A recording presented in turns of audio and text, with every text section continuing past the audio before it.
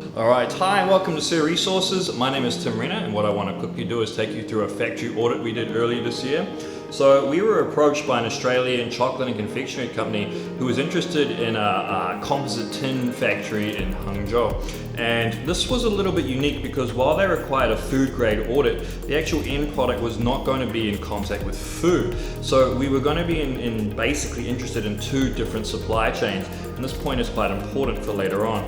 When we arrived at the factory and we had a look through the food grade area, it was great. They had pretty much everything that we required. However, their QC was kind of lacking a bit in both procedure but also process, and also a lot of the paperwork that we would have required just at a Western standard. However, we were also interested in their general supply chain, and they weren't actually properly aware of this. And as a result, when we went through a lot of these other areas of their factory, and even a second factory, we could see a huge divergence in the quality, and very much the food grade area that we had been shown and that they knew we were going to be looking at was at a much higher standard than the rest of the factory. And actually subsequently with that, along with some fire hazards and some other just procedural things that they didn't have right, we actually had to fail the factory.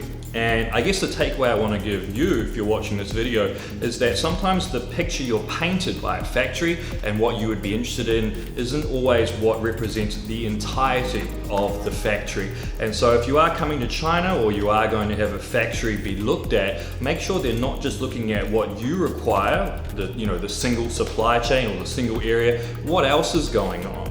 Where are they storing their materials? What do the other supply chains look like?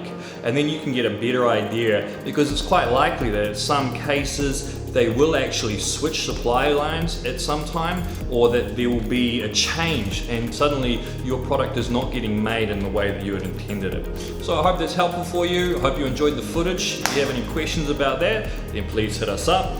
And yeah, thank you for your time. Have a good day.